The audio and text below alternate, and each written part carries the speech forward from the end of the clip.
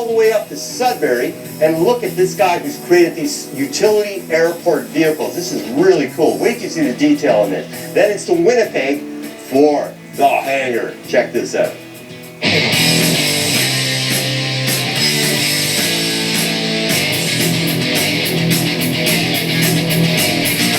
Eliminator RC presents RCTV, your radio-controlled authority.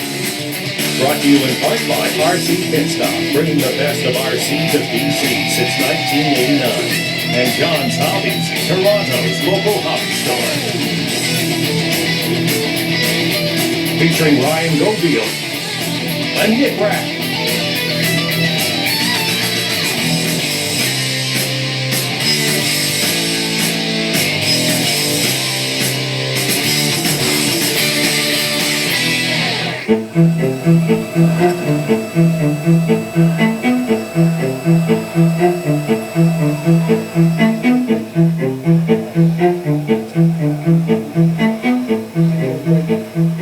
Okay, folks, today we are up in Sudbury, right? We're actually with a flyer here, Lorenzo Gilbert, that's all the way from Timmins. Now, Lorenzo, this is a beautiful plane, right? I know that, looking at it, obviously this was a kit plane, but you've done a lot of modifications to it. What have you done to it?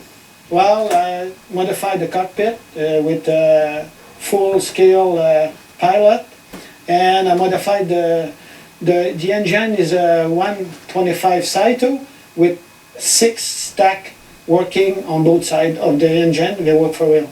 Wow, they work for real. Now, I notice you have beautiful turns in here and everything. What was the idea for that? I mean, I know the plane had it, but why'd you come up with that idea? I always liked World War II stuff, so that's why I put that in.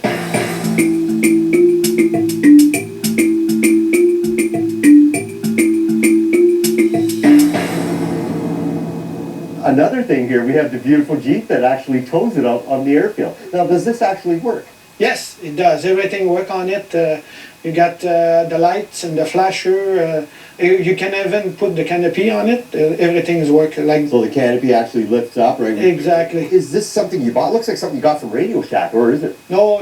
You have to buy a kit from Dragons, but everything else is all RC that you put in. Everything under is rock crawler, but you have to modify the drive shaft and everything to fit that 1/6 scale Jeep. Wow, it take a lot of time to do that? Oh, a good 6 months. Wow. Now, tell us how you did this. How did you attach everything here? Well, you have to fit everything under, and as you see here, all the drive shafts have to be modified so they are longer, and different parts for different company for the speed controls and.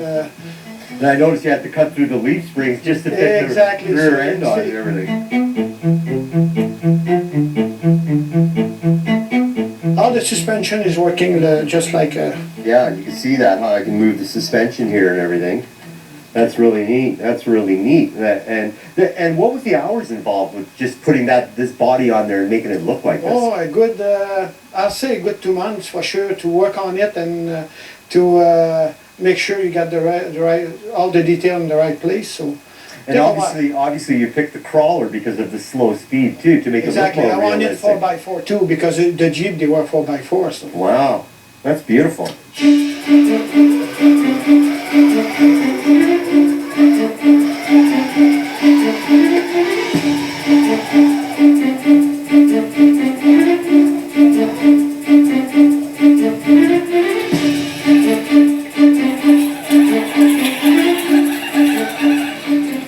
Now in the back I also noticed you have the full Army Jeep, and that looks like probably like a 1/5 scale. And was that the same thing pretty much? That's it's not really a Jeep, that's a Dodge C7. Wow. That was a carrier truck.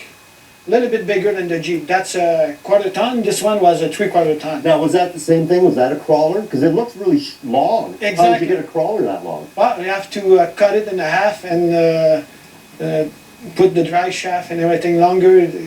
I do that with my lathe, so.